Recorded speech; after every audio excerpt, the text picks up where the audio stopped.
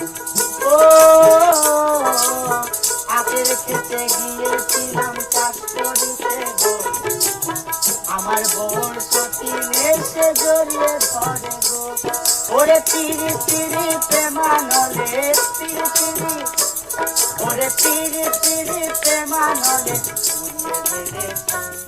shall awake before the dawn does, and from the mountain top I shall look down and see the town asleep, wrapped in a winter kantha. Thus wrote the famous Bengali poet Nazrul. And the words of a Baul song lament, the friend of the fakirs is the sky, the friend of the earth is the kantha.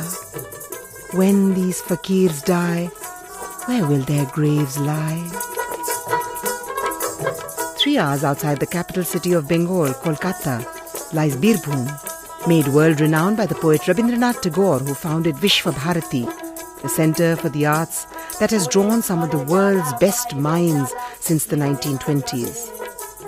Today known more popularly as Shantiniketan, the abode of peace. This is where the seeds of revival for an extraordinary style of embroidery were laid many decades ago.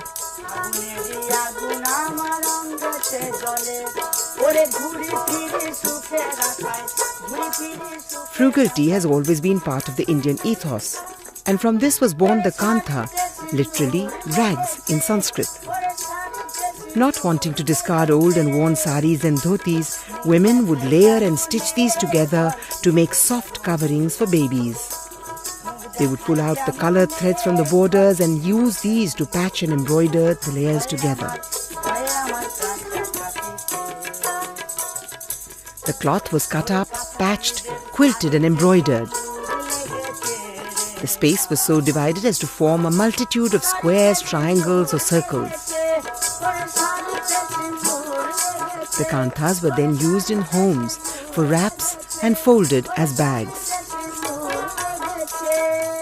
By the early 19th century, kanthas had mostly fallen out of use and may have disappeared completely, but for the efforts of some women, led by Gurudev Tagore's daughter-in-law Pratimadi, to find a new market for them. As a result, the kantha became a fashionable textile. In rural Bengal, hundreds of women now work in collectives overseen by a supervisor, producing beautiful kanthas for contemporary wear and use. The work usually begins with a buyer from a city placing an order. The specific design is then traced and translated onto the fabric, which today might be anything from cotton to georgette to silk or chiffon. The chief stitches used are the darning stitch, the satin stitch, the loop stitch, and for the outlines, the stem stitch and the split stitch. When the stitches are long, they are broken on the reverse side by one or more short stitches, giving the dotted look to kantha.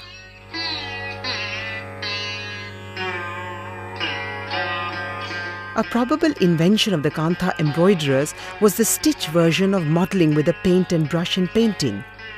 The effect of modelling is given by producing closely spaced rows of stitches running parallel to the outline of a figure. This brings about a uniformity of look.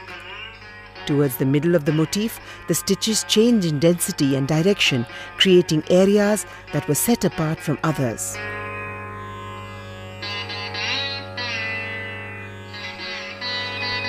The most traditional design in kantha was the mandala, usually represented as 1,000 or 100-petaled lotus.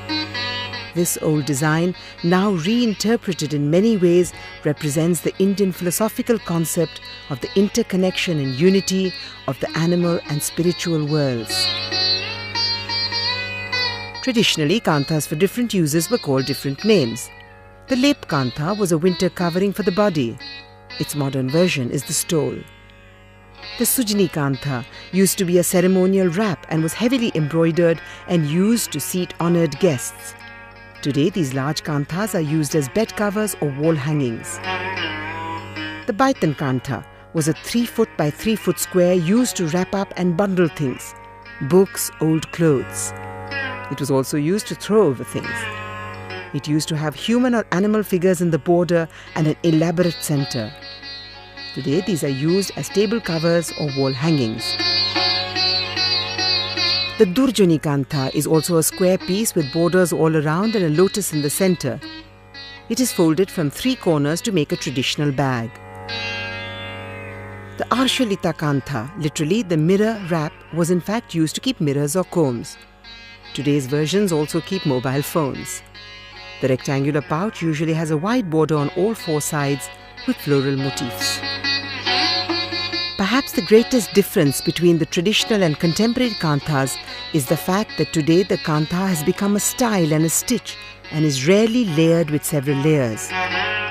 The saris, curtain material, wraps and dress material, the stoles and shawls are all single layers of cloth. The only products where the layering still exists are the thicker bed covers and some shawls. The entire symbolism of the kantha is about making whole again that which is fragmented or broken.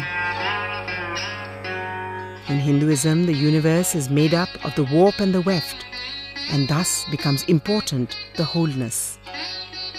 It is normally seen to be the role of the woman to make things whole again, and it was right, therefore, that it was the woman who embroidered her story, her dreams and her world onto kanthas.